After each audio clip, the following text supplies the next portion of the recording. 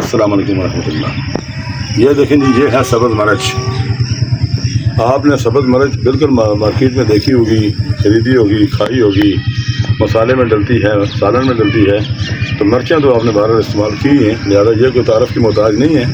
پودا ہو سکتا ہے کئی لوگوں نے نہ دیکھا ہو، یہ اس کا مرچوں کا پودا ہوتا ہے، یہ اس کے پھول ہیں، اور یہ ساتھ مرچ لگی ہوئی ہے۔ دیکھیں،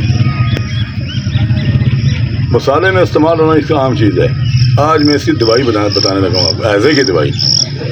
ایزا جب ہو جائے تو لوگ موت کے منہ میں چلے جاتے ہیں، ڈرپیں لگتی ہیں، بندے کے ہاتھ پاؤں مڑ جاتے ہیں، آنکھیں سفید ہو جاتی ہیں، کھایا پیا ہضم نہیں ہوتا، جو کھاتا ہے وہ سارے کا سارا پخانے کے راستے نکل جاتا ہے یا الٹی کیا کے راستے نکل جاتا ہے۔ جب کسی کو ہضم بڑا شدید ہو، دنیا کے سارے علاج ناکام ہو چکے ہوں، تو وہاں پر یہ مرچ کام کرتی ہے۔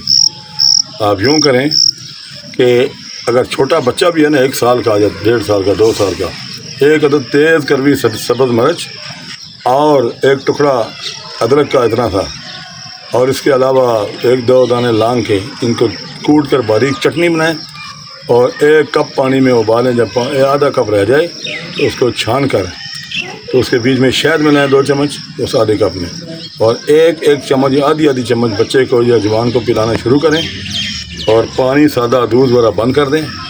انشاءاللہ العزیز آدھے گھنٹے کے اندر مکمل آرام آئے گا، اور ٹھیک ہو جائے گا، کسی ڈرپ وغیرہ کی ضرورت نہیں ہے۔ السلام علیکم۔